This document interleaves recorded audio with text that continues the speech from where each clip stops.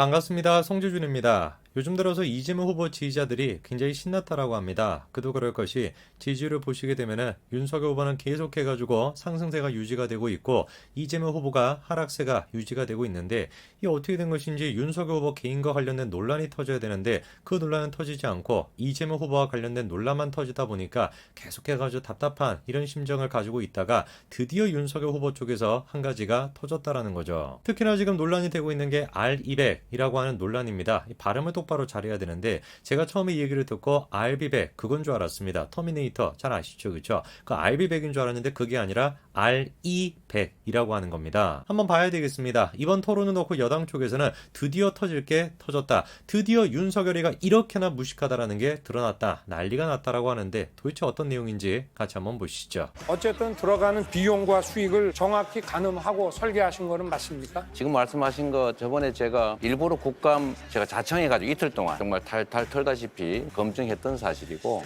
이런 얘기 다시 하시면서 시간 낭비하기보다는 가능하면 우리 국민들의 민생과 경제 얘기를 좀 많이 하시면 어떨까? 아무리 정치에 관심이 없는 사람이라고 할지라도 저 장면을 보면은 뭐라고 생각할 수밖에 없겠습니까? 야, 이재명 후보가 대장동에 대해서는 말하기 싫은가 보다, 그냥 말 바꾸기 하는가 보다, 이런 생각이 들 수밖에 없죠. 이재명 후보 본인 스스로가 주장을 했던 것처럼 대장동 사업은 자기가 설계했던 것이 맞냐라는 질문에 대해서도 똑바로 답변을 못합니다. 그리고 말을 어떻게 바꾸는 거예요? 아니 그거는 내가 자진해서 했었던 국감 현장에서 다 상세하게 설명을 했다, 이렇게 얘기하고 계십니다. 정말 사실일까요? 실제로 지난 10월 이재명 후보에 대한 국감이 열렸습니다. 그때 당시에도 대장동 사건이 한창 이슈였기 때문에 이재명 후보가 회피하지 않을까라는 생각이 들었는데 뭐 어쨌거나 저쨌거나 당당하게 맞섰죠. 그리고 그 결과는 참패였습니다. 여당 쪽에서는 잘했다라고 생각을 한들 일반 국민들이 보기에는 상식적으로 절반이 넘는 사람들이 못했다라고 평가했죠. 유동규를 지사님이 임명한 게 맞냐라고 하는 간단한 질문에조차 이재명 후보가 말을 버벅거리면서 제대로 답변을 못합니다. 끝까지 그러면서 말장난을 하는 거예요. 자기랑 유동규랑 그렇게까지 깊은 사이가 아니다, 측근이라고 부를 수가 없는 사이다, 이런 식으로 주장을 했죠. 야, 그런데 측근이 아니라고 하는 사람이 어떻게 된 것인지 유동규의 개인적인 사생활까지도 코치코치 잘 알고 계시는 것 같습니다. 심지어는 언론에 공개가 되지도 않았던 압수수색 당시의 유동규의 모습까지도 알고 계세요. 그때 유동규가 옆에서 측근으로 도와줬던 것이지 현재는 그렇게까지 도움을 주지 않는다, 이렇게 주장하고 싶어도 그럴 수가 없습니다. 왜냐, 객관적인 사실이 있기 때문에 그렇습니다. 이번에 유동규가 압수수색을 할 때 자기 휴대폰을 밖으로 던져버렸죠. 누가 보든지 간에 증거인멸을 시도를 한 겁니다. 그리고 누가 보든지 간에 누구랑 통화했는지를 숨기고 싶었던 거죠. 야, 그런데 보니까 어떻습니까?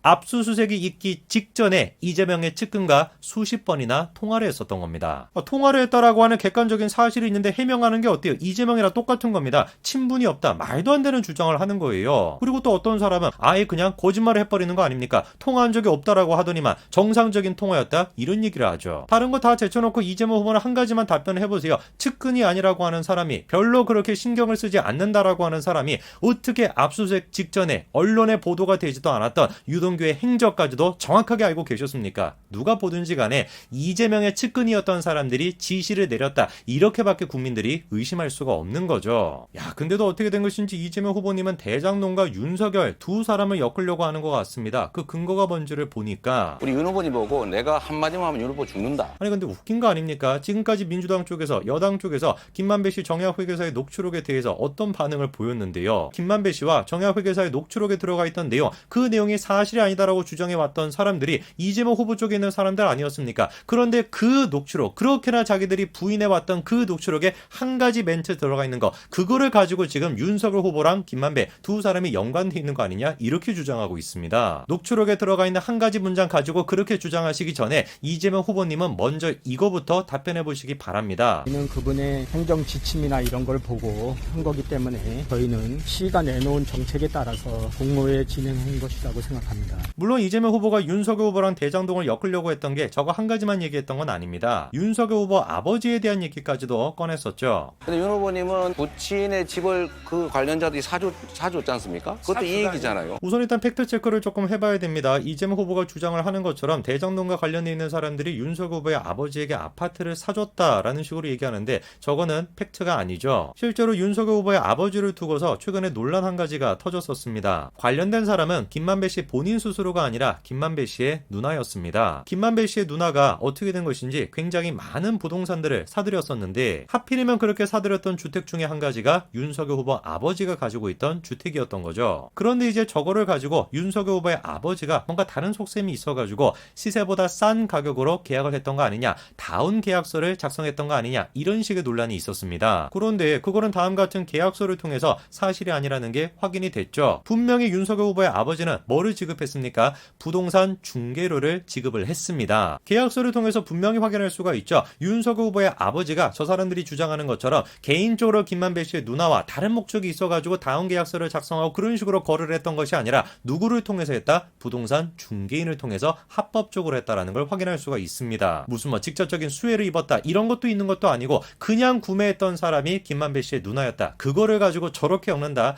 이재명 후보답지 않은 그런 쫌생이 같은 모습이죠. 입장이 뭐냐 이겁니다. 내가 안 한 거다. 내가 한 거지만 이거는 리스크가 크기 때문에 이렇게 줄 수밖에 없었던 거다. 둘 중에 하나가 뭡니까? 후보님은 이거 한번 생각해 보셨습니까? 우연히 김만배의 누나는 왜 아버지의 집을 샀을까? 이제 좀 감을 잡으시겠죠? 저게 이재명 후보가 자기와 관련된 논란에 대해서 해명하는 방식입니다. 그리고 이번에 토론에서 이재명 후보가 회심의 카드로 준비해온 게 있는 것 같습니다. 다른 게 아니라 전문 용어인데요. 이 알리백에 대해서는 어떻게 대응하실 생각입니까? 네. 알리백에 대해서는. 다시 한번 말씀해 주시죠. 알리백. 알리백이 뭐죠? 아.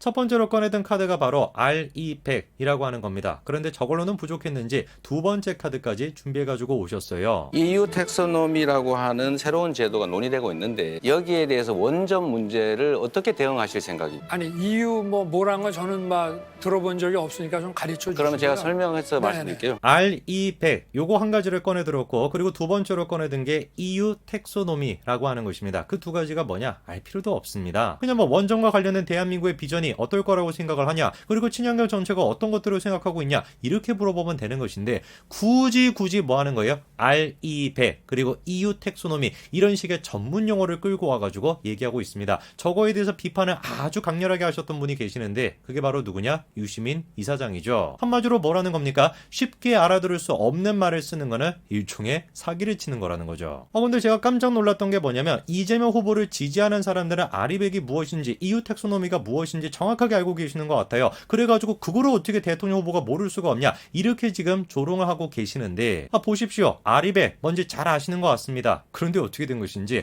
RE100이 아니라 R200이 무엇인지를 잘 알고 계시는 것 같아요. 뭔가 토론을 통해서 보여줘야 되겠다 이런 생각으로 저런 용어를 준비해가지고 오신 것 같은데 제가 보기엔 이재명 후보 본인 스스로한테도 저게 버거운 것 같아요. 그러니까 자기가 얘기하면서도 어떻습니까? 자료를 보면서 얘기를 하는 거죠. 뭔지 자기도 모르니까 자료를 봐야지만 얘기할 수 있는 거죠. 어떤 면을 생각해 보든지 간에 이재명 후보가 참 급한 것 같습니다. 궁지에 몰려 있구나 이런 생각이 드는데 글쎄요. 제가 볼 때는 이런 지금 분위기를 타개할 방법이 그렇게 눈에 띄지가 않습니다. 제일 좋은 방법은 제가 보기에는 지금이라도 후보 사퇴를 하시는 게 제일 좋지 않을까 싶습니다. 민주당 쪽에서도 꼭 한번 염두에 두시는 게 좋을 것 같아요. 여기까지 말씀드리겠습니다. 감사합니다.